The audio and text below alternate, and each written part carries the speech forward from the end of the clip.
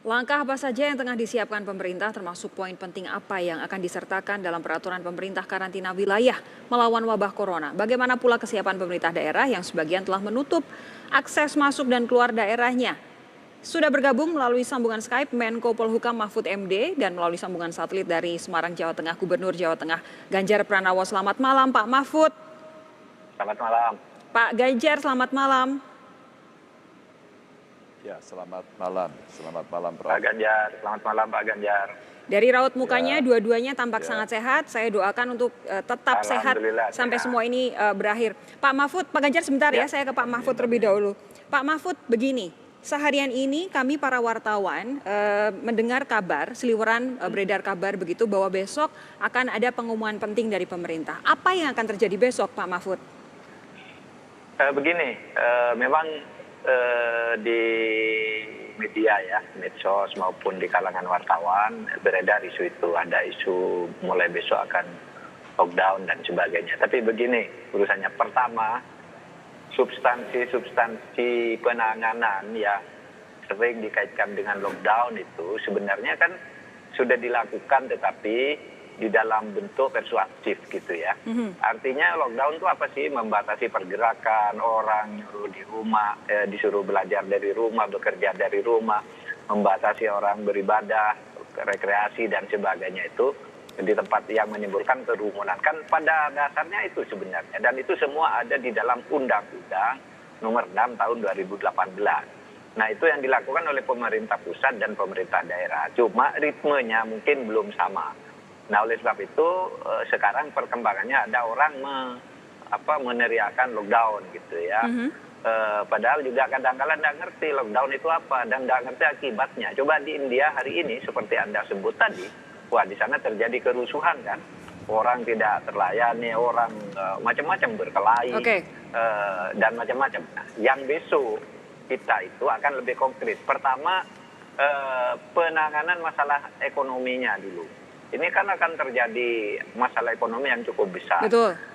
Sehingga besok akan dibahas sebuah perpu tentang relaksasi masalah keuangan, perbankan dan sebagainya. Dan tadi sudah dibahas di dalam sebuah rapat antar lembaga termasuk Gubernur BI, Kepala OJK, LPS dan sebagainya. Tadi udah rapat kami bersama 4 Menko lengkap dan beberapa menteri. Besok akan diputuskan sebuah perpu di tingkat pemerintah itu dulu agar masyarakat selamat ini. Oke, itu besok ya, perpu untuk relaksasi besok, keuangan. Ya. Dan rancangan undang-undang APBN perubahan. Karena begini, situasi seperti ini rakyat tidak bekerja, ekonomi mengalami kemandekan, diperkirakan kita akan mengalami defisit agak besar gitu ya. Mungkin akan melebihi 3% kan. Dan itu tidak boleh. Itulah sebabnya lalu kita harus melakukan langkah-langkah hukum yang disepakati oleh DPR. Kan tidak bisa sembarangan juga gitu. Karena dulu melakukan penyelamatan gitu lalu diukur dengan keadaan ketika situasi aman, lalu dulu dipermasalahkan. Sekarang tidak boleh begitu lagi.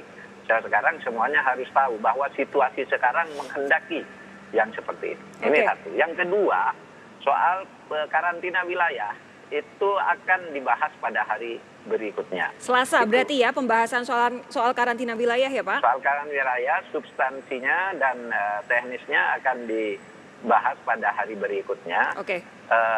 Karena sekarang ini sudah banyak daerah-daerah yang sudah mengirimkan pengkarantinaan wilayah. Yang secara resmi melakukan, sudah ada beberapa tadi Anda sebut, yang sekarang secara resmi berkirim surat kepada kami, Pak Gubernur DKI Jakarta, Pak Anies Baswedan, nomor surat 143 bertanggal 28 Maret, baru sampai hari ini sudah minta kepada Presiden untuk memperlakukan karantina wilayah DKI Jakarta dengan tetap memperhatikan hak-hak dasar dan kebutuhan dasar rakyat. Oke, Pak Mahfud sebentar, saya ingin ulangi untuk pemirsa bahwa besok akan ada rapat kabinet untuk perpu relaksasi keuangan dan juga rancangan undang-undang APBN perubahan.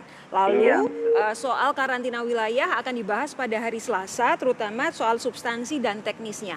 Tadi sebelum kita on air, saya sempat ngobrol dengan Bapak, sudah ada gambarannya. Jadi teknis dan substansinya akan seperti apa Pak Mahfud? Begini, sebenarnya kan di dalam undang-undang kita tentang kekarantinaan kesehatan itu kan ada 4 tindakan negara dalam keadaan darurat kesehatan itu. Ada misalnya kata karantina rumah, karantina wilayah, karantina rumah sakit, dan perbatasan gerakan sosial atau pergerakan sosial berskala besar. Nah itu sebenarnya substansinya tuh kalau Anda baca sekarang tuh sudah dilakukan semua, cuma itu berupa kebijakan seruan-seruan sifatnya persuasif, dan rakyat sebagian besar juga sudah mengikuti, tidak bekerja, tidak masuk sekolah, menutup tempat rekreasi, kan itu sebenarnya isi undang-undang.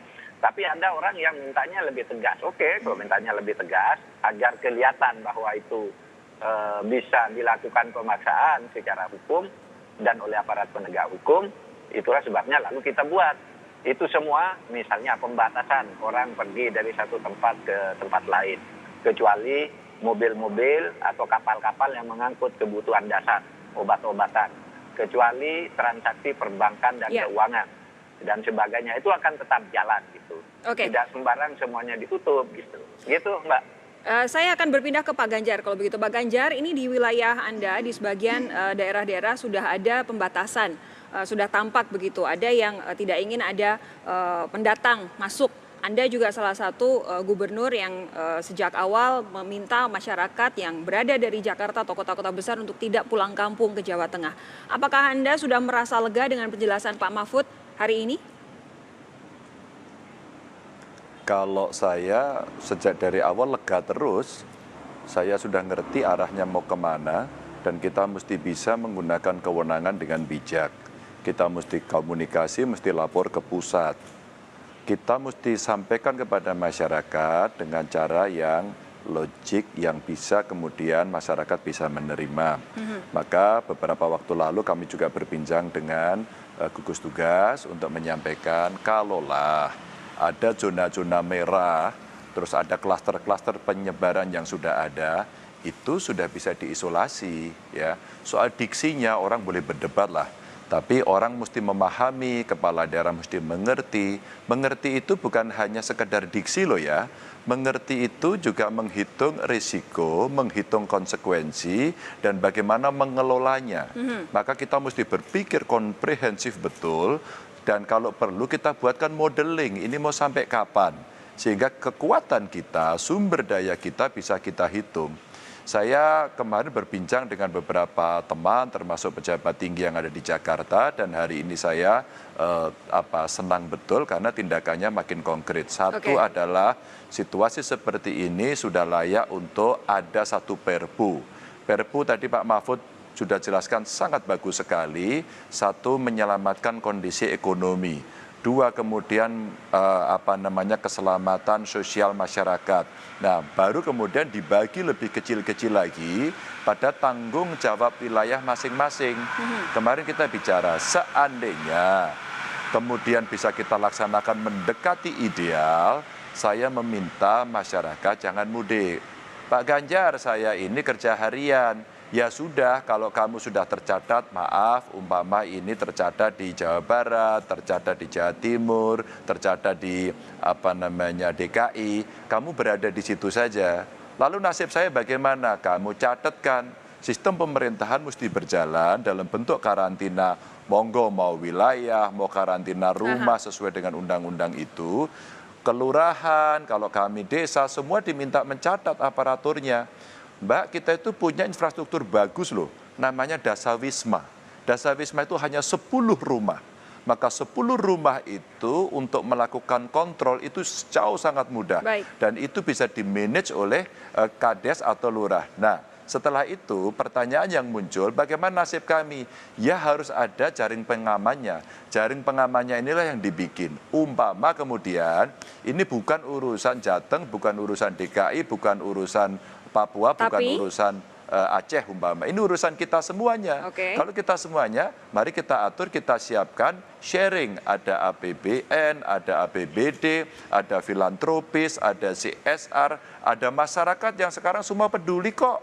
Nah kalau demikian kondisinya kita bisa bersama-sama memberikan statement, ya tempat ini zona merah, tidak usah keluar dulu, Anda akan kami urus, insya Allah Anda tidak akan kelaparan, nanti caranya begini-begini, pendaftarannya di sini, saya kira selesai. Pak Mahfud, jadi soal jaring pengaman ini nanti akan seperti apa pembagiannya? Maksudnya apa? Tadi kan Pak Ganjar kan sudah menyebutkan begitu, ada pembagian begitu. Ini bukan urusan Jawa Tengah, bukan urusan DKI Jakarta, bukan urusan Papua, tapi ini semua. Oh iya, itu nanti makanya di situ tadi prinsipnya itu harus ada kesatuan langkah antara pemerintah pusat dan pemerintah daerah. Nah dalam bagi-bagi itu kan nanti tergantung pada proporsinya dan jenis apa yang diberikan. Misalnya tentang perpajakan, itu di mana saja dan profesi apa saja. Itu tadi sudah dibahas semuanya. Karena sebenarnya kita sungguh sangat serius menangani ini ya. Kalau pemerintah itu hampir 3 kali sehari itu rapat tentang ini. Gitu. Oke, Pak Mahfud, apakah kemudian rencana pembahasan soal karantina wilayah ini juga bertepatan dengan upaya untuk mencegah masyarakat mudik ke daerah? Jangan dijawab dulu, sesaat lagi tetap bersama kami di Sapa Indonesia Malam.